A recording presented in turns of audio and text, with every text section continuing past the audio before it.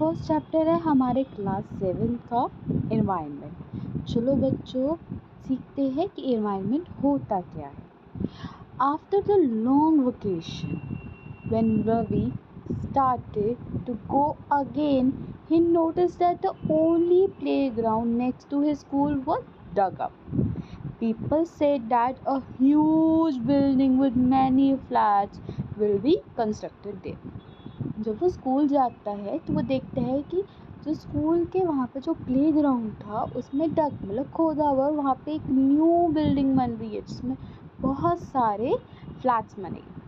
Ravi was almost in tears when he realized that the big playground with its soft grass, marigolds, and butterfly is gone forever.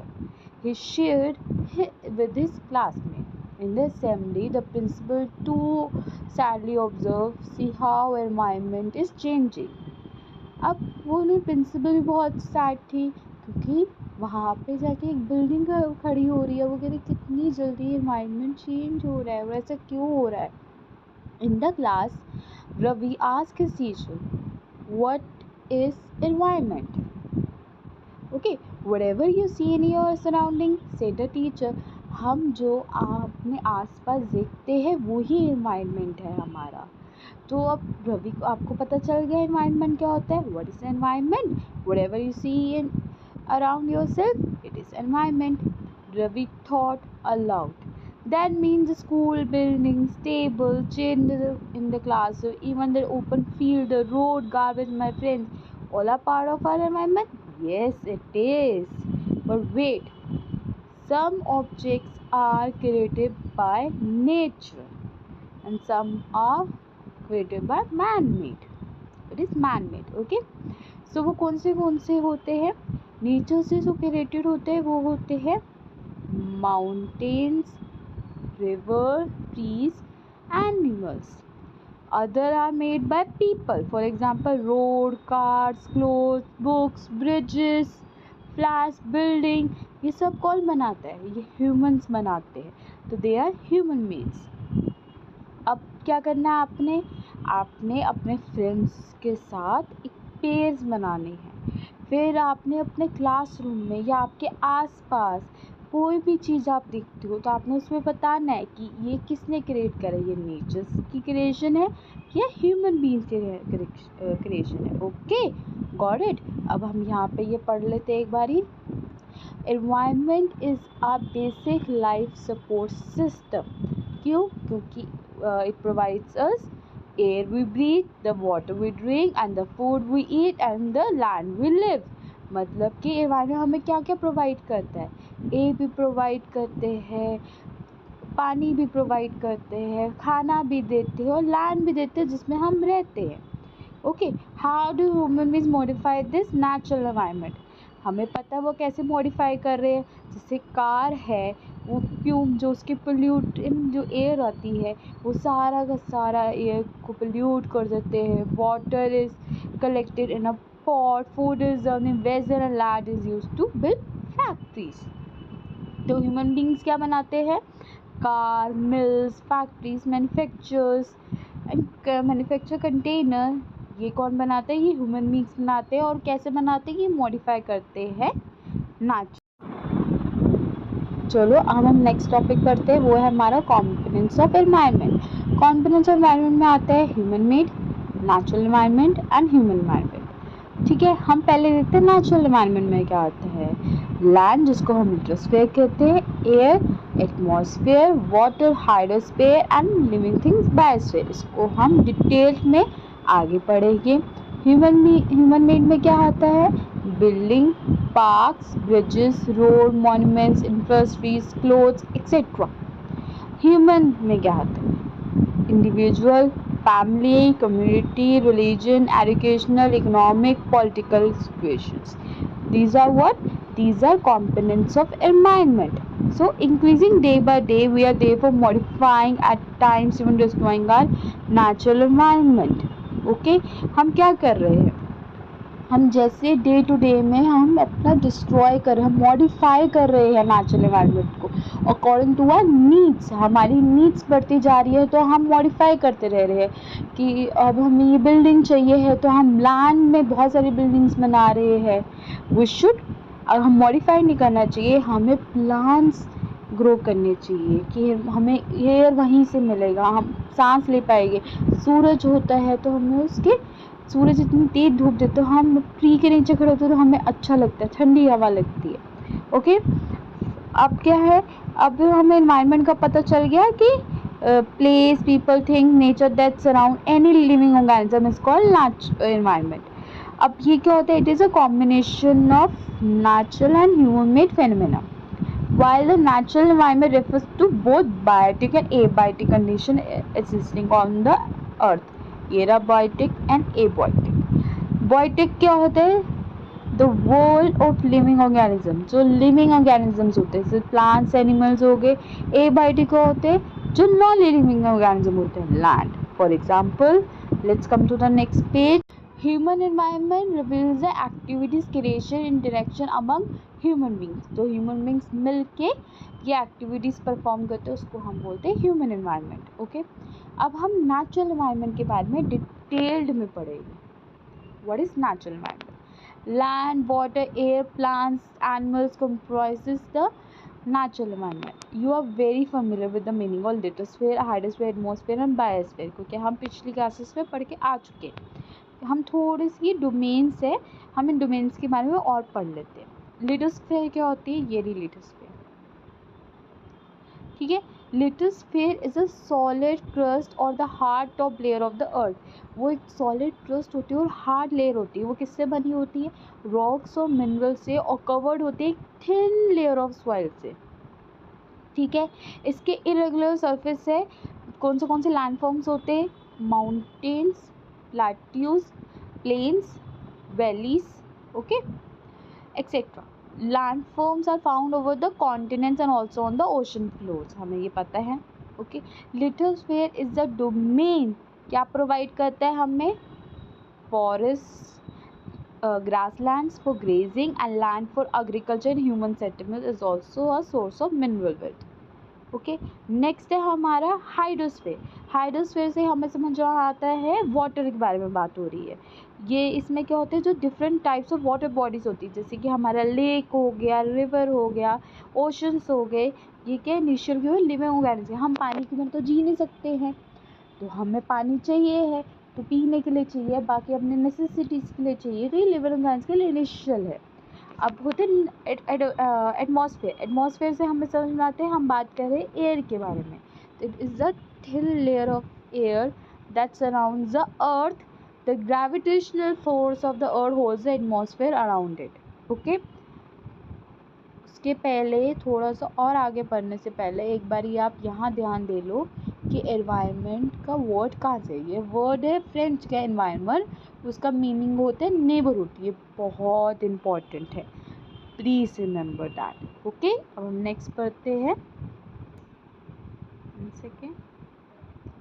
Okay, it protects us from the harmful rays and scorching heat of the sun। मतलब air हमें ये जो इतनी harmful raises आती है सन से, और इतनी गर्मी स्कॉचिंग हीट होती है, उससे हमें बचाती है। It consists of a number of gases. हमें पता है एयर में बहुत सारी गैसेस होती है, डस्ट होता है, वाटर पार्टिकल्स होते हैं। The change in the atmosphere produce changes in the weather and climate. अब लास्ट पढ़ते हैं, लास्ट क्या है, biosphere. Plant and animal kingdom, जो प्लांट होते हैं और एनिमल किंगडम साथ में टुगेदर मेक बायोस्फीयर और द लिविंग वर्ल्ड, एक लिविंग वर्ल्ड बनाते हैं वो। It is a narrow zone of the earth where land, water, air interact with each other. ये एक नैरो जोन है जहाँ पे एयर, वाटर, लैंड्स आपस में इंटरैक्ट करते हैं। एक बार हम पीछे देख लेते हैं कैसे इंटरैक्ट। देखो यहाँ पे इंटरैक्शन हो रही है।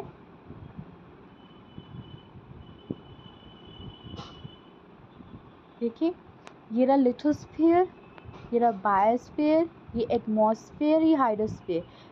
ये बायोस्फीयर इंटरैक्ट कर रहे हैं एयर के साथ भी, एटमॉस्फेयर के साथ भी और हाइड्रोस्फीयर के साथ भी। Okay, got it. चलो हम नेक्स्ट पढ़ते हैं। अब हम पढ़ेंगे इकोसिस्टम। What is ecosystem? ये इसकी यहाँ पे डेफिनेशन लिखी हुई है, यू कैन